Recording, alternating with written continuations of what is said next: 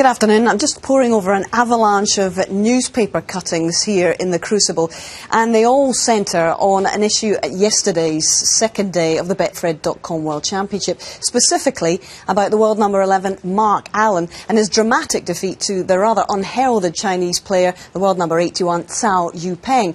More specifically, though, to the comments in the wake of that defeat here in the media room in a press conference. Basically, Allen has accused Cao at a key moment in that match of cheating with a push shot, and then he widened his aim to accuse other Chinese players of cheating. I don't know how they get away with it, he said. Well, having lobbed that particular salvo of accusations into the mix, he wished us all a pleasant summer and left.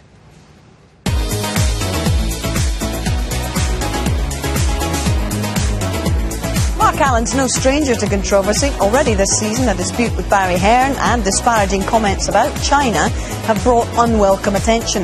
Now, once again, he looks set to face a disciplinary hearing.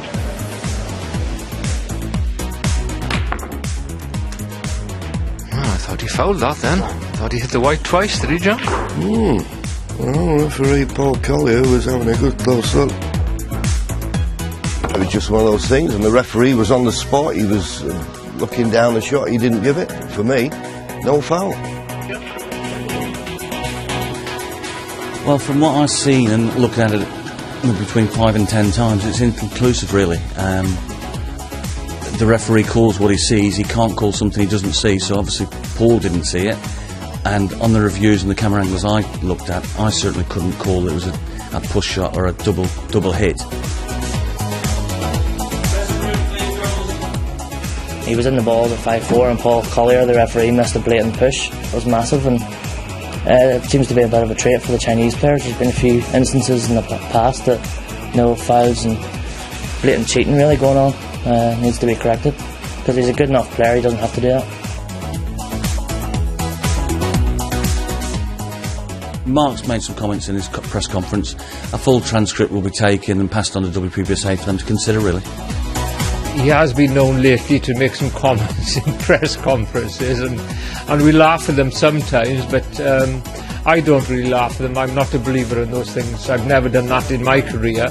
I don't think Joe misbehaved in any way on the table, and it was an exceptional performance, and you've got to remember that's probably the best day of his life. So criticism then in that case is not the direction I would go. Well, Stephen, John, everybody was pretty stunned by the manner of Mark Allen's defeat and then completely flabbergasted by his comments afterwards. It should be stressed he also volunteered that Cao Yupeng had completely outplayed him.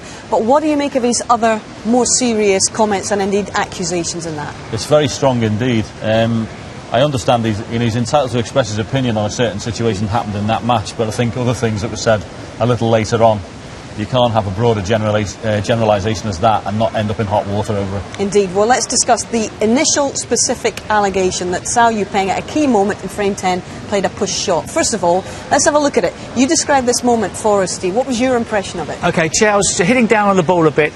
He's trying to play a stun shot or a screw shot to get position on the black, and you see the white ball jumped up in the air a bit. So the argument is it a push shot or is it a foul of any type? And it's very difficult to see. You can see the white ball jumping up in the air here, and obviously if it gets trapped between the red and the tip of the cue, it may jump up in the air. But there's various reasons why something might act like that. It is very fascinating to see from the referee's perspective in real time if you could actually judge that. And Paul Collier wasn't in the best place because it's quite tight here at the Crucible to get in the right position. Yeah, indeed, it might well have been round the other side, but the dividing wall was in the way. Yeah, or even the side. It's very tight for a two-table setup in there, so it's not always perfect to get in exactly the right position. But let's have a look at what a push shot actually is. I'll just come down the table here. OK, the definition of the rule. There's two types of push shots. First push shot, taking a look at that, if the tip of the cue stays in contact with the white ball for an inordinate amount of time, a bit like that, that's a push. OK.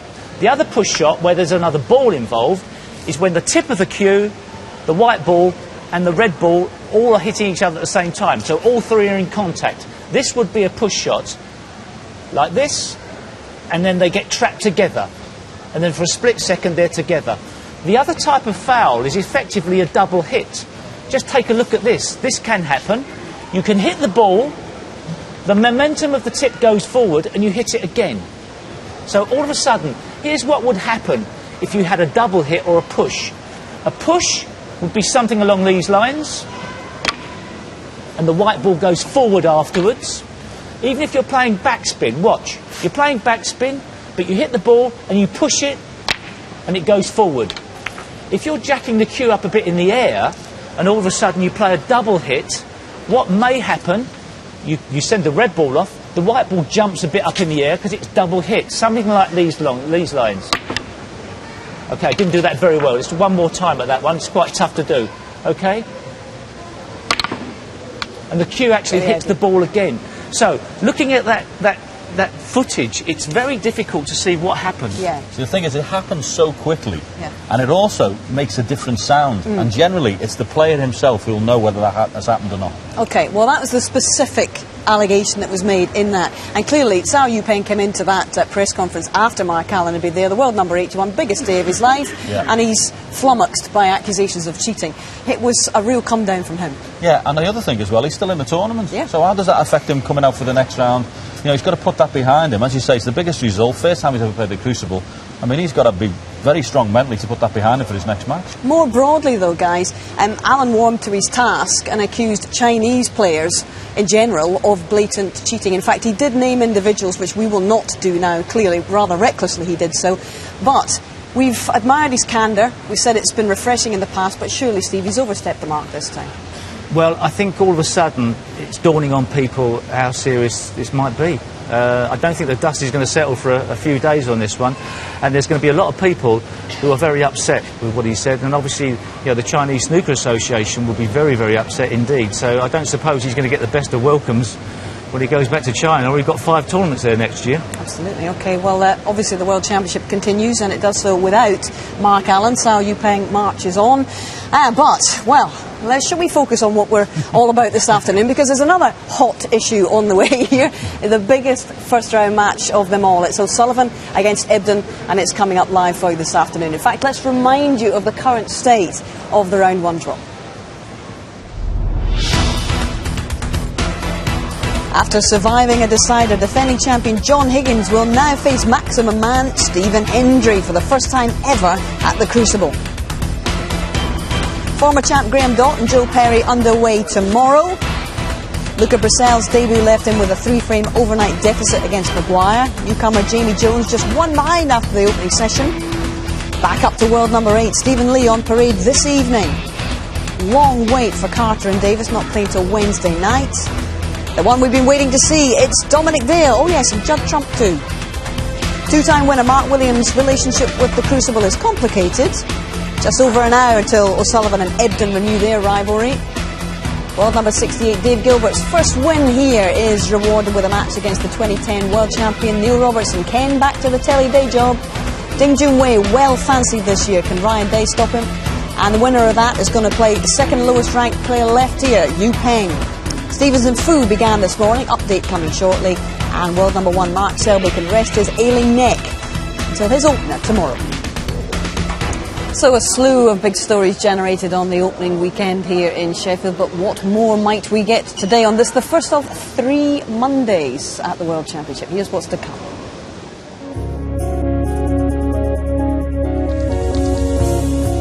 Top break of 54 in the opening session, but it was experience and tactical nous that gave Stephen Maguire a healthy 6-3 lead over young Luca Brissell. Mind you, the Flemish boy wonder finally found his feet yesterday and is still very much in it.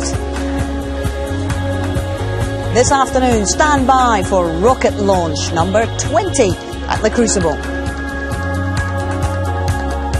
Because when he plays somewhere near the way he's capable of playing, it really is magical stuff. I mean, it's flawless, and it's just unbelievable. And stand by to unleash the force for a 21st consecutive time here. On his day, it was so tough to beat. When he was in his prime, he was one of the favourites to win every tournament, especially the big ones like the World and the UK. Should be tense and potentially combustible stuff in that one, so to relieve the tension, a few laughs with part 1 of our Players v Pundits quiz. And we hope you'll be a part of the action too via email or Twitter. Give us your thoughts on the Allen story and O'Sullivan against Ebden. And so a reminder that the Ebden and O'Sullivan match starts in 2:30, so just over an hour and a quarter, and we will of course give that our fullest attention in the build-up, and then we'll be live to watch the opening session of it. But business here began as usual at 10 a.m. with the first of 3 sessions, and it did so featuring once again the youngest player ever to qualify for the Crucible, Belgium's Luca Bracel, and Stephen Maguire, who is well fancied for a good run at the Crucible this year after 1 title and 2 runners-up spots in the last few months. Here are his special memories of a special event in this town.